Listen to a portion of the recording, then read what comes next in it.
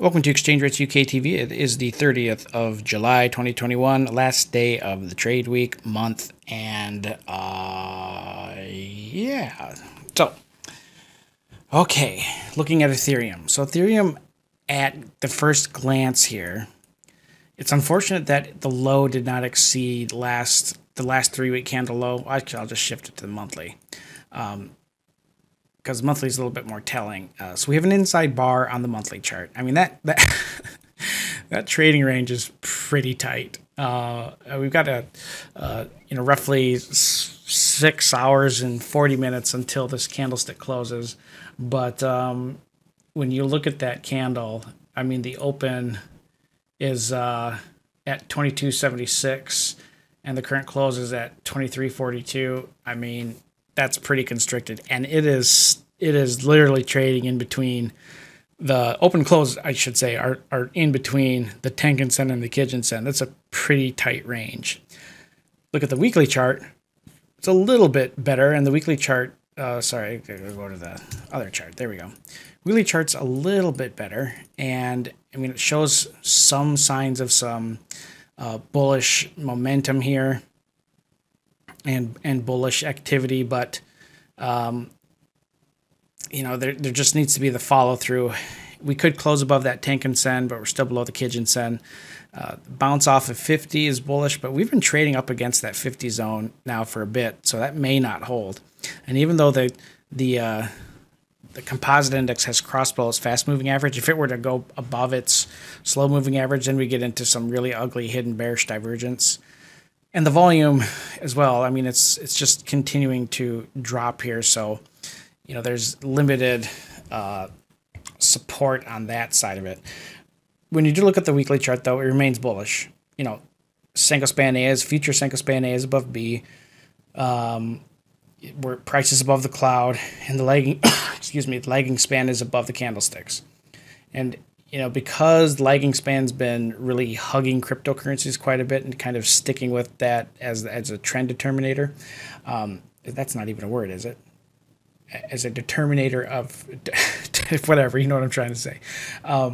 The lagging span, it could drop down today still and find support at 14.45. That's not going to happen. I don't see that happening. I mean, it could. that'd be weird if it did. But then as we go on, into next week, it has to close above 16.15, and then the week after, it needs to close above 1800. The week after that, it needs to close above 1930, and so forth. So there is clear support down below, but since we've had this move out here, we haven't really tested that 50% level. And I don't know, are we headed down there? Possibly. When you look at the daily chart, things are a little on the shaky side. And I just realized I don't have the bear market overbought levels here. So I'll put those on there. 55 and 65. Oh, wait a minute. Am I on the right chart? Nope. I take that back. I will get rid of those. And we'll go like this. There you go. Here's the daily chart. So the daily chart, you can see that the second overbought condition in a bear market is 65. And we've been up to it, and today we're getting slapped down. Same thing on the composite index. Everything is starting to coil down. But the lagging span remains above the candlesticks. And this could be a real good test to see how strong this movement up has been, because I think I said this yesterday, but where it's currently trading is pretty much where it needs to close, and really not close any lower. It needs to stay above these candlesticks.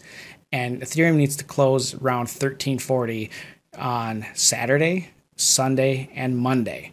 All right, that threshold drops on Tuesday, or it drops down to a different level, but 2340 is where it needs to really have consistent closes. If it drops back down below the candlesticks, that could be pretty bearish, especially if you see the candlesticks, if the current close, if that were to move down below both span A, the Tenkan-sen and the Kijun-sen, that could trigger a dramatic drop. So look for this to hold. The next support zone below that within the Ichimoku system is really at 2100. Senko Span A, the Kijun-sen, the Tenkan-sen, they're all in this zone, so that provides a lot of support. That provides a lot of price support. But if it fails, it's going to go down. And we're probably going to test those levels we've discussed before, like the 1400 level. Certainly, when you look at the volume profile, that is a normal zone to see us get to. It's the next big chunk of volume node there, and it's the 382 retracement. So watch out for this on the weekend. On the upside, if it does hold and we start to push higher, I think we'll see it limited by Senko Span B, the top of the cloud. I think that will limit how much upwards momentum we'll get. And this is inside the cloud, folks. This is where trading accounts go to die.